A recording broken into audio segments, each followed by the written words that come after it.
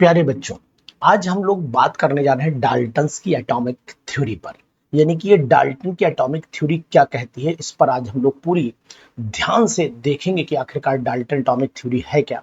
देखो, डाल्टन ने ये कहा था कि ये एटम की थ्योरी बताई थी इन्होंने, और ये बताया था कि एटम सबसे छोटा पार्टिकल है और इंडिविजिबल पार्टिकल है।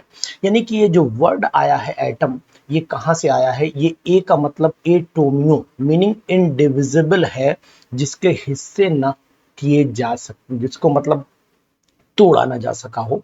तो इन्होंने एटमियो वर्ड्स को इसको यूज किया। और इन्होंने जो डाल्टन थे, जॉन डाल्टन, ये साइंस के टीचर थे और इन्होंने एक थ्योरी दी थी। उस थ्योरी को नाम दिया था डाल्टन्स एटॉमिक थ्योरी।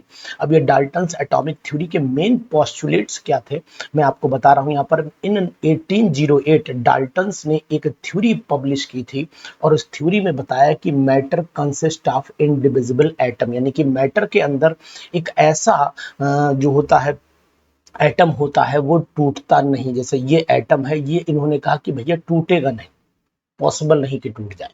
तो सिंपल सी बात ये है कि अब यार ये तो कोई ऐसी जैसे पत्थर जैसा एटम हो तो वो टूटेगा ही नहीं, तो वो कंडीशन इन्होंने नंबर 1 दे दी।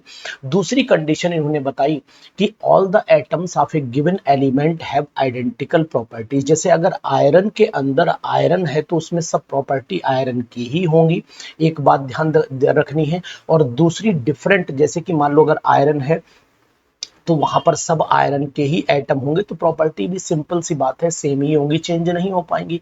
और यहाँ दिया इंक्लूडिंग आइडेंटिकल मास, इनका मास भी सेम होगा। तो अगर मान लीजिए इसके अंदर बहुत सारे आयरन हैं तो इन सब आयरन की प्रॉपर्टी सेम होंगी और मास भी सेम होगा। और डिफरेंट एलिमेंट होंगे तो उनका मास भी डिफरेंट होगा और एटम इनका जो है प्रॉपर्टीज भी डिफरेंट होगी। तो सिंपल सी बात वही है कि एक डब्बे में मान लीजिए हमने चावल भरे तो सब चावल ही होंगे, सभी चावल की प्रॉपर्टी एक ही होंगी। उसी तरीके से दूसरे में गेहूं भरा तो सब गेहूं की प्रॉपर्टी होंगी। अब इस तरह चावल और गेहूं भर दिए तो फिर डिफरेंट डिफरेंट प्रॉपर्टीज हो जाएंगी। तो वो कंडीशन यहाँ पर अप्लाई हो रही है। थर्ड पार्ट है कि compounds are formed when atoms of different element combine a fix ratio. यानी कि अगर मान लीजिए ये H2 जो है वो अगर O2 से कंबाइन करता है तो दो H2 एक O2 से कंबाइन करेंगे तो यहाँ पर 2H2 एक कंपाउंड बन जाएगा। इसको इन्होंने बताया कि भैया ये फिक्स रेशियो, भाई दो हाइड्रोजन है, एक ऑक्सीजन से ही कंबाइन करेंगे तभी वाटर बनेगा, तो नहीं तो नहीं बनेगा। तो इनका था कि compounds are formed when atoms of different element combine a fix ratio. अगर फिक्स रेशियो में कंबाइन करेंगे तो कंपाउंड बनाएंगे। Chemical reaction involve recognisation of the atoms, यानी कि जो केमिकल रिएक्शन है वो एटम्स का रिप्रेजेंटेशन मानी इन्होंने। और इन्होंने ये भी कहा कि एटम में can neither be created nor be destroyed, यानी एटम को ना तो बनाया जा सकता है ना ही डिस्ट्रॉय किया जा सकता है। और उसका जो टोटल मास होता है वो भी कांस्टेंट रहता है। ये लॉ ऑफ कंजर्वेशन ऑफ मास को भी इन्होंने समझाने की कोशिश की थी। Dalton's atomic theory could explain the law of chemical combination, यानी कि मैटर, जैसे शुरुआत में मान लीजिए लेफ्ट हैंड साइड में हम लोग रिएक्टेंट लेते हैं, लेफ्ट हैंड साइड में हम लोग रिएक्टेंट लेते हैं और राइट हैंड साइड में हम लोग प्रोडक्ट लेते हैं। इस बात का ध्यान दीजिए, लेफ्ट हैंड साइड में रिएक्टेंट और राइट हैंड साइड में क्या लेते हैं? प्रोडक्ट।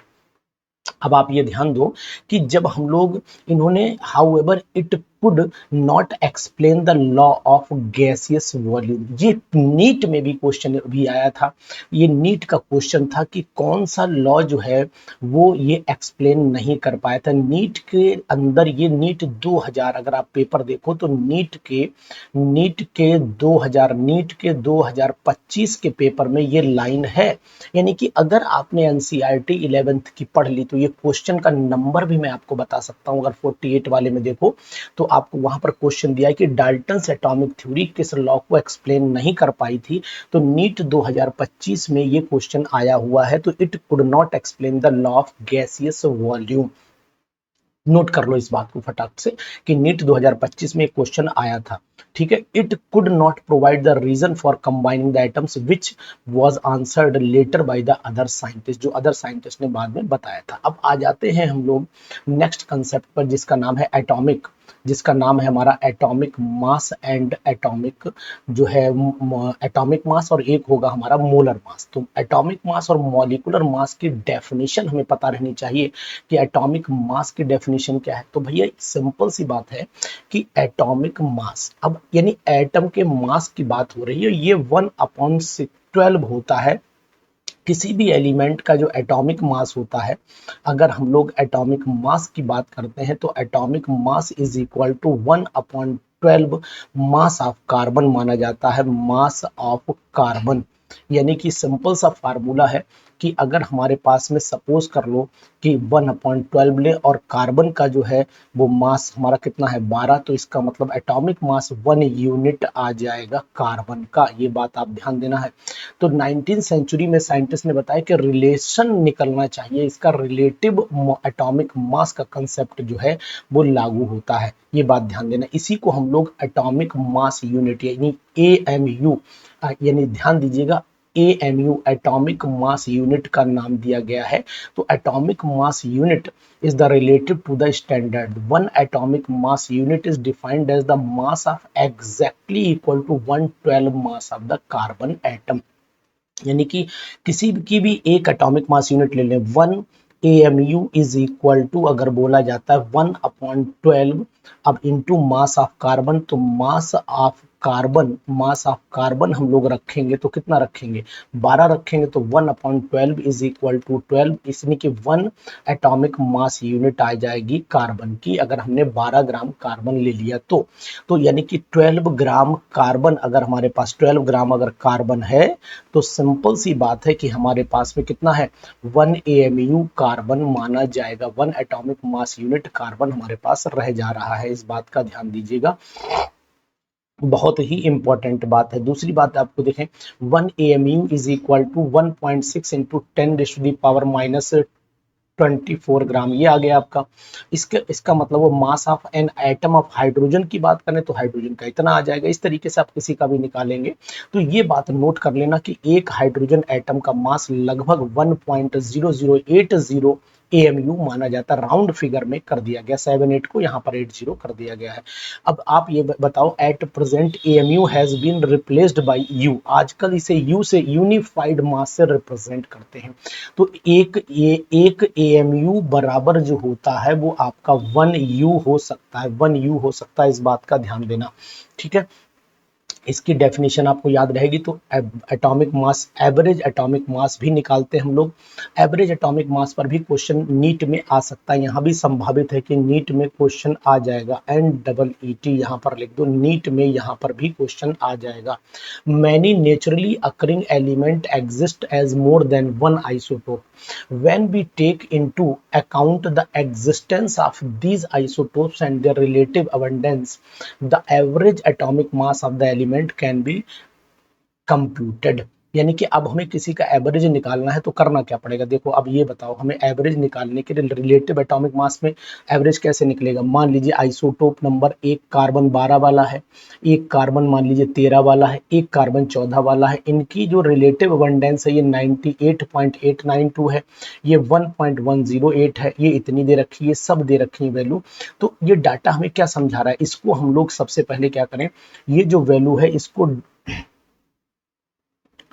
ये इसकी वैल्यू जो है यहाँ पर 98.892 और इसकी वैल्यू को मल्टीप्लाई हमें 12 से करना पड़ेगा और इसकी वैल्यू को हमें मल्टीप्लाई 13 से करना पड़ेगा, यानी कि इसकी 13 है। और इसकी वैल्यू को, यानी कि जो ये एटॉमिक मास दिया ये 12 से मल्टीप्लाई की गई, इसको 12 से, इसको आपको 13 पॉइंट से, इसको 14 पॉइंट से, तो जो टोटल एवरेज निकल के आ रहा है वो ये वैल्यू आ रही है 12.01।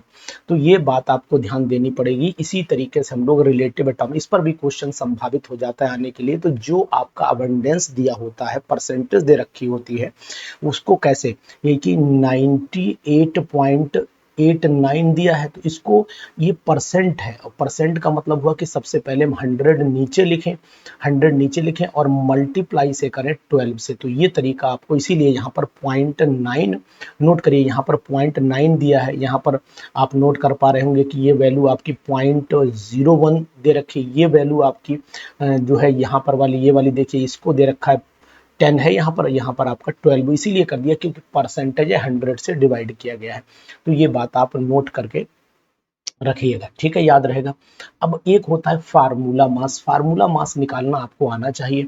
फार्मूला मास का मतलब हुआ some substances such as the sodium chloride है do not contain discrete molecule as their constituent, मतलब एकदम फिक्स होता है, उसमें सोडियम आयन होंगे और क्लोराइड आयन होंगे, तो इसका वो 3D स्ट्रक्चर अरेंज हो जाता है। तो इसका हम लोग जब मास निकालते हैं तो कैसे फार्मूला मास निकालते हैं, देखिए जैसे Na है, अब NaCl का हमें निकालना है तो Na का कितना है 23 है और इसका कितना है 35.5 है, तो दोनों को जोड़ दीजिए, इसका मास आ जाएगा आपका 58.5। ये इसका फार्मूला मास कहलाता है।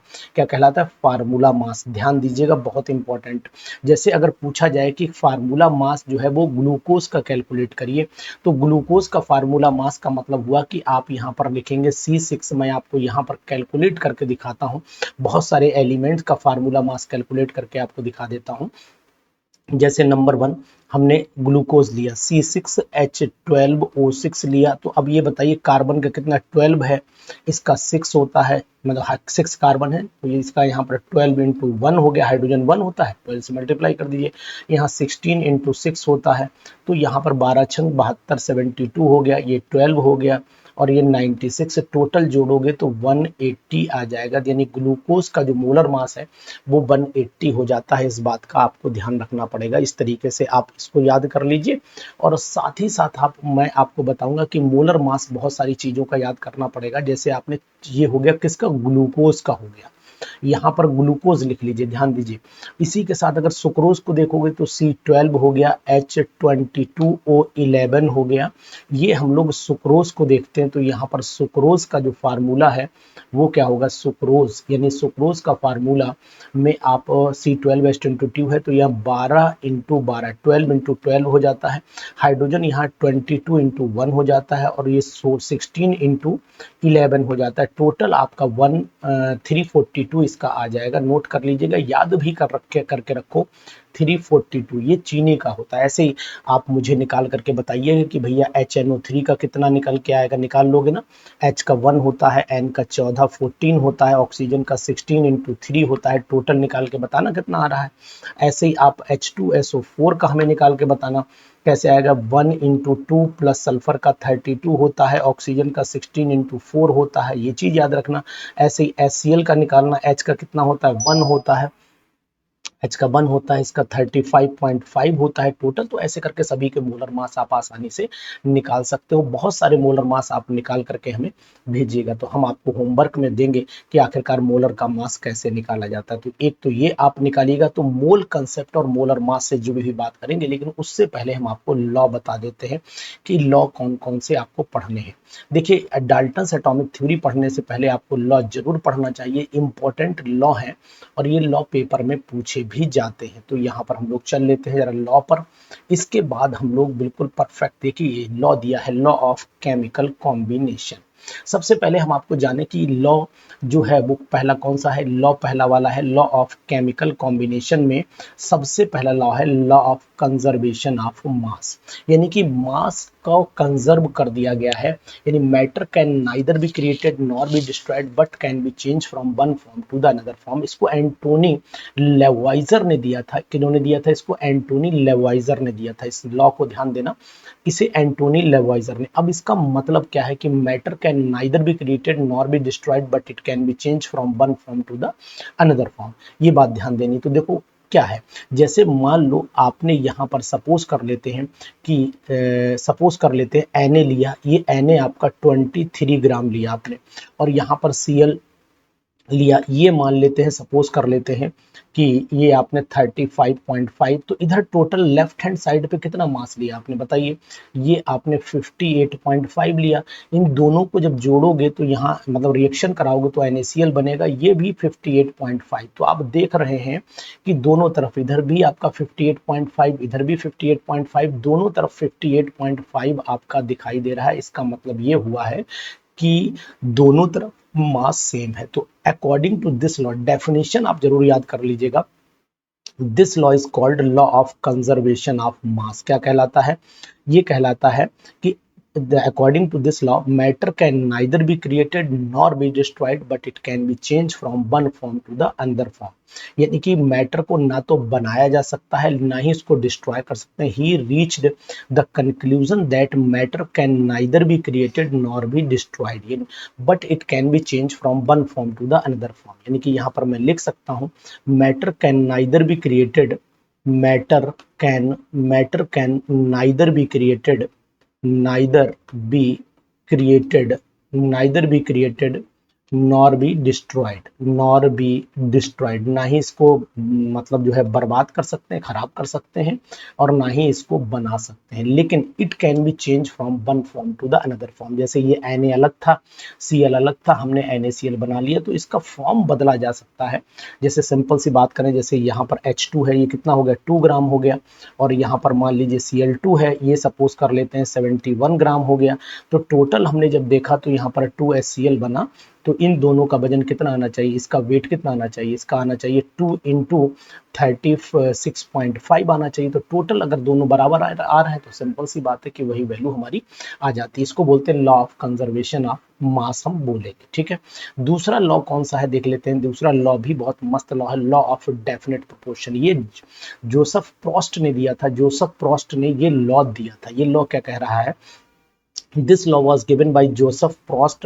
He stated that a given compound always contains exactly same proportion of the element by weight. इतना आपको याद करना पड़ेगा. मतलब according to this law, given compound, कोई भी कंपाउंड अगर मान लीजिए आपका सपोज कर लेते हैं CO2 है, तो CO2 में कार्बन और ऑक्सीजन का जो प्रोपोर्शन है बाय मास वो फिक्स रहेगा. इससे मतलब नहीं है कि वो कहां से बनाया गया है, कहां से लाया.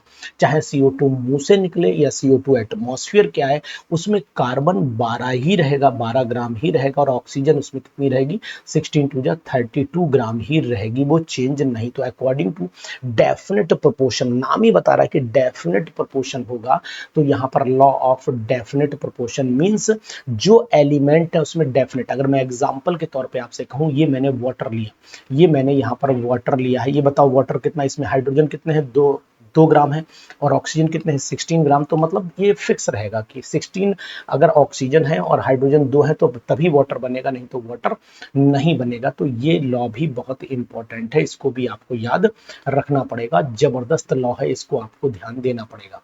जैसे इन्होंने यहाँ पर बताया है कि लॉ ऑफ डेफिनेट प्रोपोर्शन, यानी कि दस the conclusion irrespective of the source, यानी सोर्स से मतलब नहीं है कि वो कहाँ से मिला है, लेकिन ये जरूरी है कि दोनों का मास, जो टोटल मास होना चाहिए, वो एक रेशियो जो होना चाहिए वो फिक्स होना चाहिए. बात ध्यान देना. ठीक, ये चीज आप याद रखिएगा. दूसरी चीज हम आपको बता देते हैं. देखो, इन्होंने बताया कि अगर हमें कॉपर है ना, ये कॉपर, कार्बन, ऑक्सीजन, इनमें मास जो परसेंटेज है वो आपका यही रहेगा, चेंज नहीं हो पाएगा. जैसे मैंने अभी आपको एग्जांपल में भी बहुत सारे 2 एग्जांपल में भी आपको बताया. अब चल लेते हैं लॉ ऑफ मल्टीपल प्रोपोर्शन. ये भी बहुत ही जबरदस्त लॉ है, लॉ ऑफ मल्टीपल प्रोपोर्शन. ये डाल्टन ने दिया था, ये लॉ भी जॉन डाल्टन ने ही दिया था. इस लॉ के अकॉर्डिंग, ये भी क्वेश्चन था कि ये लॉ किसने किया था, जॉन डाल्टन ने ये लॉ भी दिया था. ये क्या कह रहा है, according to this law 2 elements can combine to form more than 1 compound. अगर 2 एलिमेंट आपस में कंबाइन करके एक से ज्यादा कंपाउंड बना लेते हैं, जैसे आप ये जानते हैं कि अगर मान लो हाइड्रोजन और ऑक्सीजन, अगर मान लो H2 लिए और हमने O2 लिया, तो 2 संभावनाएं बनती हैं कि या तो H2O बन जाए या फिर H2O2 बन जाए, दोनों संभावनाएं हैं. तो the masses of one element, इन दोनों में एक का मास कैसा रहेगा, हमेशा होल नंबर में रहेगा. इस बात का ध्यान देना. If 2 elements can combine to form more than 1 compound, the mass of one element that combine with fix mass of other element are in the ratio of whole numbers. जैसे अगर मैं बात कर रहा हूं, यहाँ ध्यान दो, जैसे मैं बात कर रहा हूं कि हाइड्रोजन ने ऑक्सीजन से कंबाइन किया तो भाई ये वाटर बना लिया, देखो दिख रहा है आपको. और यहाँ पर हाइड्रोजन ने ऑक्सीजन से कंबाइन किया तो हाइड्रोजन पेरोक्साइड आपने बना ली, बिल्कुल दोनों सेम बन गए. अब यहाँ पर नोट कर रहे होंगे आप लोग ध्यान से कि हाइड्रोजन 2 ग्राम इसमें भी है, 2 ग्राम इसमें भी, लेकिन ऑक्सीजन यहाँ 16 है, यहाँ 32 है. अब आपको क्या करना है, ये तो दोनों सेम हो गए, यहाँ 18 ग्राम वाटर बना, यहाँ 34 ग्राम हाइड्रोजन पेरोक्साइड बनी. चलो आपको दिखा देता हूं कि कैसे दोनों का रेशियो सेम रहता है। रेशियो दोनों का सेम कैसे रहेगा, चलो यहाँ पर हम डायग्रामेटिकली दिखाते हैं। ये हमने मान लीजिए हाइड्रोजन से कंबाइन किया ऑक्सीजन का, ठीक है, ऑक्सीजन का, और बनाया यहाँ पर H2O। क्या बनाया? H2। ये हमने 2 ग्राम लिया, कितना लिया? 2 ग्राम लिया, ठीक है। और यहाँ पर हमने ये आपका ले लिया, क्या रिएक्शन में दे रखा है, देखो रिएक्शन को बिल्कुल एज इट इज हम लोग उठाएंगे। 16 ग्राम हमने ऑक्सीजन ली, 16 ग्राम ऑक्सीजन ली तो यहाँ 16 हो गया, 16 ग्राम ली तो ये हमारा बना 18 ग्राम यहाँ पर वाटर बन गया। नाम लिखो ज़्यादा बेटर रहेगा वैसे, क्योंकि रेशियो अगर लेना पड़ेगा तो रिएक्शन बैलेंस करनी पड़ेगी। दूसरी चीज़ ये है कि अगर हमने यहाँ पर हाइड्रोजन लिया और ऑक्सीजन लिया, ये सपोज कर लेते हैं 2 ही ग्राम लिया, लेकिन ये 32 ग्राम ले लिया, तो ये फिर यहाँ पर H2O2 बनेगा, जो आपका बनेगा 34 ग्राम बनेगा, 34 ग्राम बनेगा तो H2O2। तो ये ध्यान देना है। अब ये बताओ, यहाँ पर हाइड्रोजन फिक्स, यहाँ पर हाइड्रोजन फिक्स, लेकिन ऑक्सीजन यहाँ 16 है, यहाँ 32 है। अब 16 इंटू 32 का जब रेशियो निकालोगे तो 1:2 का ही रेशियो आएगा, जो होल नंबर रेशियो बोला जा रहा है। तो कहने का मीनिंग भी इसका बिल्कुल सेम आया कि ये लॉ ये कह रहा है कि जब 2 एलिमेंट कंबाइन करते हैं किसी थर्ड बंद से, ठीक है, तो एक कंपाउंड बन जाता है। उसमें एक जो कंबाइन करता है वो दूसरे के फिक्स मास से ही कंबाइन करता है और उसका रेशियो हमेशा होल नंबर में ही आता है, जैसे हमने आपको अभी कैलकुलेट करके यहाँ पर दिखाया भी है। तो ये आपका कहलाता है लॉ ऑफ मल्टीपल प्रोपोर्शन। ये बात ध्यान देना। दूसरा लॉ जो है वो आपका लॉ ऑफ गैसियस वॉल्यूम है। ये वाला लॉ है आपका गैसियस वॉल्यूम का लॉ, यहाँ से नोट कर लेते हैं। ये है लॉ ऑफ गैसियस वॉल्यूम, बहुत ही इंपॉर्टेंट ये भी लॉ है। लॉ ऑफ गैसियस वॉल्यूम कहाँ से दिया है पहले जरा देख लेते हैं। इसके लॉ ऑफ गैसियस वॉल्यूम ये यहाँ से दिया है। देखो लॉ को ध्यान रखना पड़ेगा, ये भी इंपॉर्टेंट लॉ है। ये है गेलुसैक लॉ ऑफ गैसियस वॉल्यूम।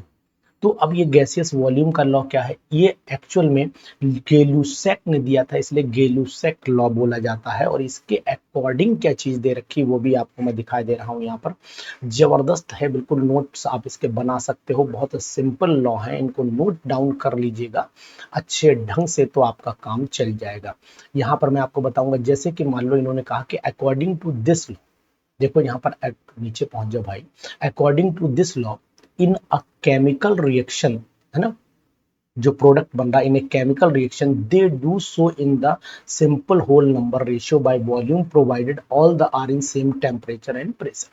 इनका कहने का मीनिंग ये है कि जब कोई गैस कंबाइन करती है, जैसे हाइड्रोजन ने H2 ने ऑक्सीजन से कंबाइन किया और वाटर यहाँ पर बनाया, H2O बनाया, तो यानी कि 100 ml हाइड्रोजन रहे और 50 ml आपका ऑक्सीजन रहे तो 100 ml आपका वाटर बनेगा। इसका मतलब वॉल्यूम हाइड्रोजन का कितना, इसके आगे जो नंबर लिखा होता है वही वॉल्यूम, यहाँ कितना लिखा है, इसके आगे कितना लिखा है 1, तो इसका मतलब इसका वॉल्यूम 1 हो गया। और इसका अगर मान लीजिए हम सपोज कर लेते हैं यहाँ पर वॉल्यूम लिया हमने, यहाँ पर सपोज यहाँ हमने 2 ले लेते तो ये 2 वॉल्यूम हो गया, ऐसे ले लेते हैं। चलो ऐसे करते हैं, एक सिंपल सा एग्जांपल लेते हैं दूसरा वाला। ये हमने H2 लिया तो इसके आगे 1 हुआ तो ये 1 वॉल्यूम हो गया। इसी तरीके से Cl2 लिया तो इसके आगे भी 1 है तो 1 वॉल्यूम हो गया।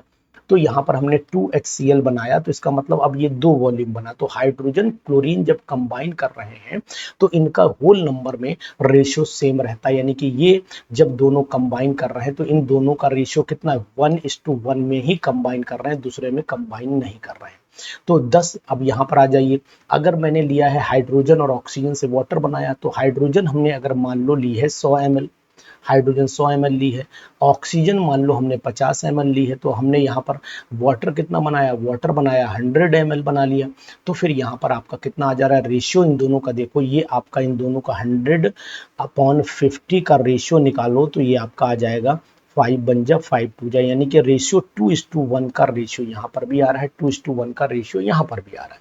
रेशियो दोनों में सेम रहता है। तो when gaseous reactant combine together they produced in a chemical, मतलब जब भी कोई प्रोडक्ट एक केमिकल रिएक्शन में बनता है तो उनका जो वॉल्यूम होता है वो होल नंबर में रहता है। ठीक है, इसी के बाद एक लॉ आ जाता है जिसका नाम है एवोगैड्रो लॉ।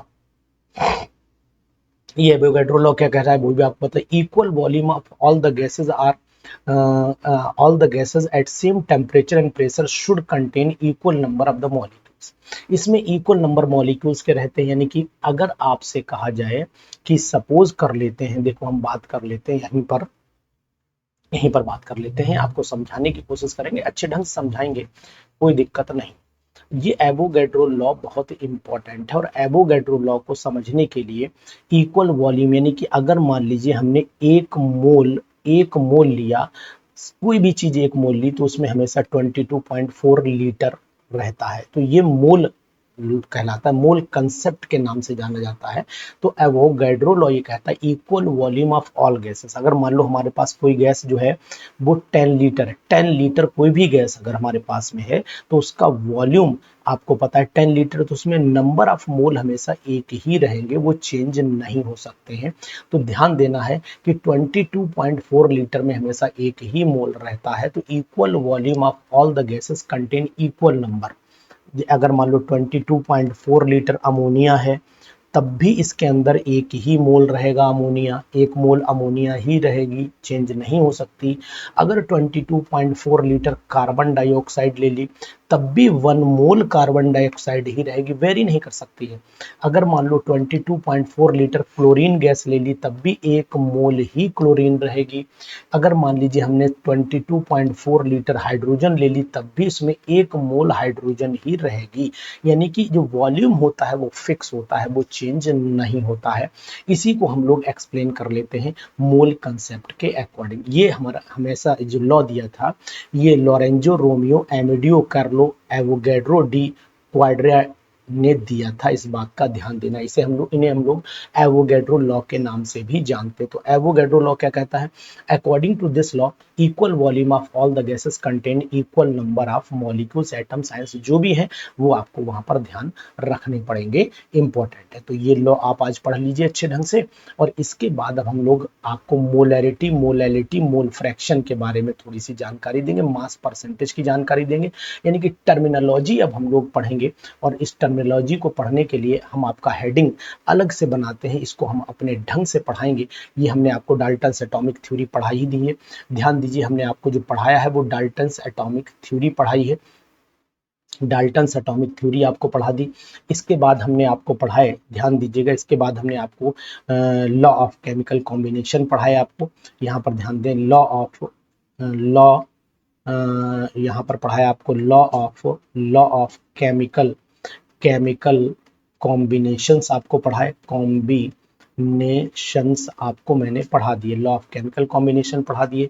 यहाँ पर इसी में हमने सबसे पहले आपको कौन सा लॉ पढ़ाया था, आपको ध्यान होगा, सबसे पहले हमने बताया लॉ ऑफ रेसिप्रोकल प्रोपोर्शन आपको बताया, डेफिनेट प्रोपोर्शन बताया, मल्टीपल प्रोपोर्शन बताया। तो ये 3 लॉ, और उसके बाद हमने बताया लॉ ऑफ गैसियस वॉल्यूम। तो सबसे पहला लॉ कौन सा बताया आपको? Law of definite proportion. तो यहाँ मैं लिख देता हूँ लॉ ऑफ डेफिनेट प्रोपोर्शन आपको बताया, लॉ ऑफ डेफिनेट प्रोपोर्शंस आपको बताया। दूसरा हमने लॉ ऑफ रेसिप्रोकल प्रोपोर्शन बताया, रेसिप्रोकल प्रोपोर्शन बताया, रेसिप्रोकल प्रोपोर्शन, ठीक है, प्रपोर्शन,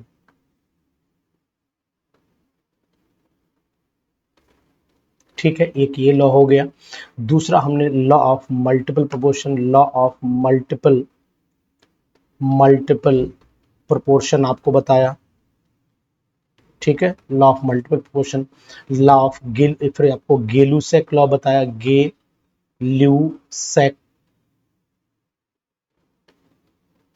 गेलुसेक लॉ बताया। इसके बाद हमने आपको बताया, आपको याद होगा, एवोगैड्रो लॉ बताया, एवोगैड्रोज लॉ बताया, और लॉ ऑफ कंजर्वेशन ऑफ मास भी आपको बताया मैंने, लॉ ऑफ कंजर्वेशन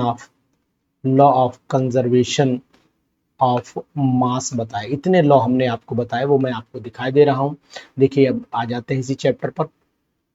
यहाँ ध्यान दीजिए, मैंने आपको जो लॉ बताए हैं वो एक बार आपको रिमाइंड में जरूर रहने चाहिए, याद आपको जरूर रहना चाहिए। देखिए